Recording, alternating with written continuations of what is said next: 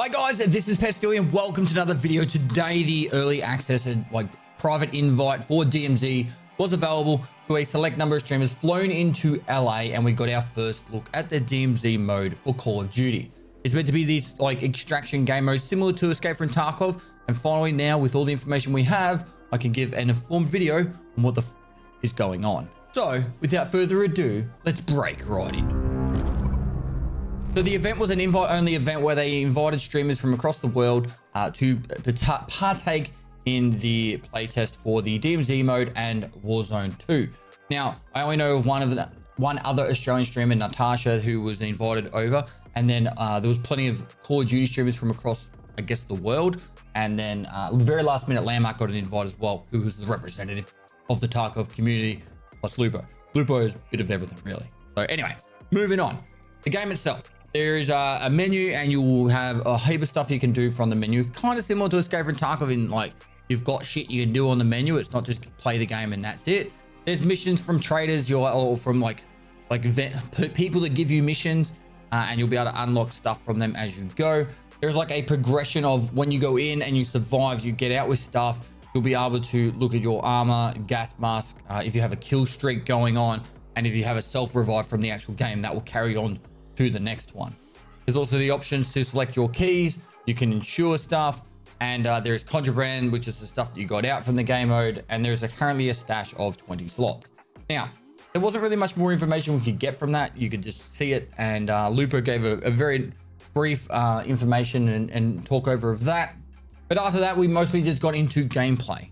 So first up, the map. The map is a fairly large sized map. It kind of reminds me of just your normal Warzone map, with lots of little symbols all over it with things to do. At the very start, you'll have 3 different extracts that you can go to if you wanted to extract straight away. There's one radiation zone in the somewhere towards the middle of the map, and then there's a weapon case area that you need to find the weapon case if you want to get that high tier loot. There's a 25-minute timer on the map. When the 25 minutes ends, the hazard, the radiation zone expands, and then it will slowly consume the whole map over the next 8 minutes after that. If you haven't extracted by the end of that time, you will just have a black screen and it'll be the end. However, you'll have a few extra extracts that will spawn, usually 1 to 3, by the time that hazard zone has, or the radiation zone has expanded, and there'll be people obviously fighting over those. There's also stuff like UAV towers that you can run up to and hit the UAV tower, and it'll give you pings of where the players are or AI are around you. And the hazardous area with the radiation, I saw one player, Chrissy, she tried to get into the middle of it, and there was just overwhelmed by AI. The actual radiation itself doesn't really do a lot of damage. It just does enough to be annoying, but not enough to actually just kill you straight outright. You'd have to spend a quite considerable amount of time in there. As for the combat, now I watched a lot of AI combat. There wasn't really a lot of PvP combat. The thing that drove the most amount of PvP combat that I saw was every time there was an extraction going on, or also when someone picked up the weapon case. Outside of that, there wasn't really a lot of players running into other players, and I'm sure if the game was probably more full, I don't know the total number of players, it looked like 40, but if it was to have even more players than that, I would imagine there would be more PvP combat. But from my initial reaction of watching for 2 hours, there wasn't a large amount of PvP combat. Even people like Natasha was saying there wasn't a lot of PvP, and it kind of made her a bit sad. As also for PvP combat, if you are in a team, you can join as a solo, but if you are in a team up to 3, there is no friendly fire. As for AI combat, now depending on where you are on the map, and that, if you're running along a road, the AI are pretty much useless. They don't do anything. You can run almost straight up to them. I saw Lupo run right up to one and just pretty much execute him. However, once you go into those high tier loot areas, they become really difficult for the players to kill. Particularly stuff like strongholds and that. If in the close proximity, if you open a doorway and there's AI on the other side, they're almost instantly killing people. The time to kill is very much similar to when I was playing Modern Warfare the other day, and it was literally people were dying instantly to AI, and it was vice versa. So what's happening is people are going overconfident from seeing all the AI on the road. They run into a building where there's actually high tier loot, and then they're getting absolutely clapped. And that was very prevalent by how many times I actually got to see people extract. Now, when you do kill the AI, they will drop loot. A lot of them were dropping armored plates and stuff like that. It's got the whole armor plate system from normal Call of Duty, the Warzone aspects of the game. And I believe if you are to upgrade your armor, you can have more armor plates. And I think that's part of the carry on from surviving your extracts. but it's very prevalent that once you activate a mission or do something in a high tier loot area, that you activate that mission and then juggernauts will appear and more AI, and a lot of people getting overwhelmed and dying to that AI. As for looting, there's loot just normally spread out across the map. Sometimes you go into a building and just loot something from a cabinet, and then there's the red crates on the ground which could have guns, ammo, and also your normal valuable loot. But then there's safes and strongholds. So you go into a building and there'll be like a drill that you'd want to put up against like a safe, and then you would get the loot from the safe, and it's more and more valuable loot as you go.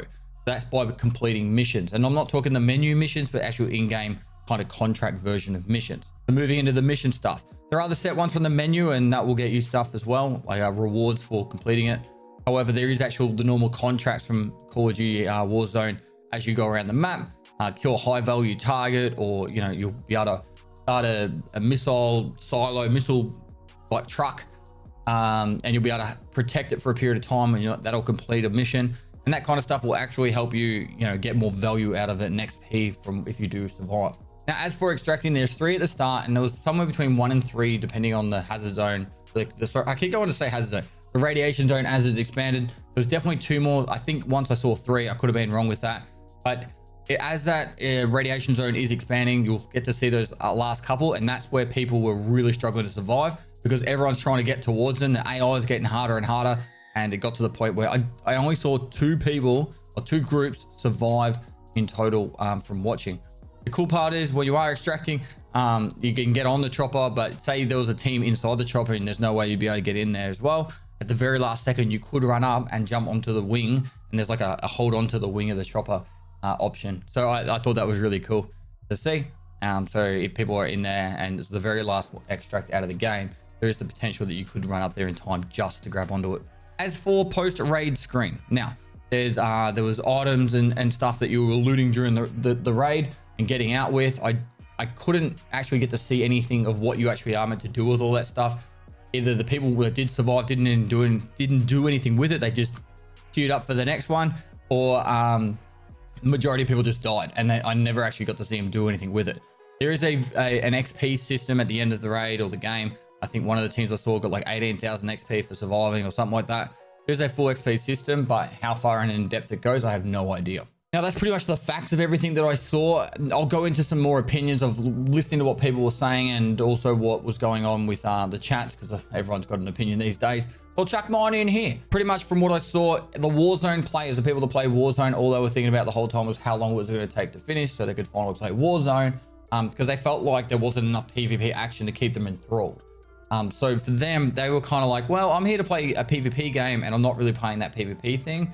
Whereas, from a Tarkov perspective or an extract shooter perspective, PvP isn't everything. It is obviously a big part, but it's not everything. So trying to go after those loot objectives, I did see an actual big difference between those 2 things, where the more Warzone content creators were definitely W keying harder towards trying to get into a PvP fight at every opportunity, whereas people like Landmark and Lupo and that, well, I still went for the PvP fights when I had the opportunity. They were definitely, I suppose, going through the more actual how you meant to play DMZ, which was cool to see.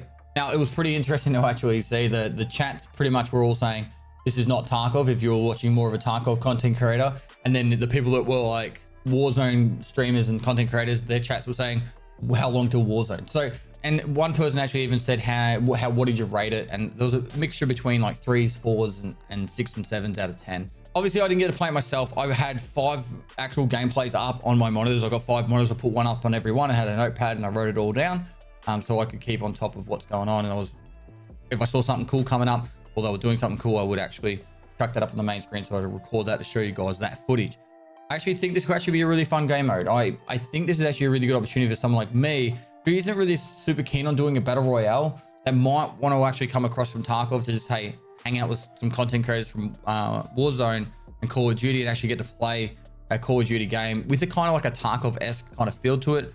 My actual main concern, it's not really concern, my main initial thought of the actual game, it's kind of like a more flushed out and polished hazard zone. If you ever played Battlefield 2042, they added the hazard zone to that game and it kind of felt very like lackluster. It just didn't feel like it had a lot to do. This does feel like it has a lot to do in it, and they've thought about a lot of ideas.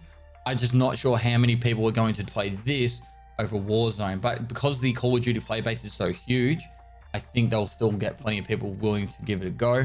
And then potentially there'll be some people that really enjoy it. I'll probably give it a definite go once it goes out and play it for a fair bit just to see how I feel about it all. But in all seriousness, give it a go.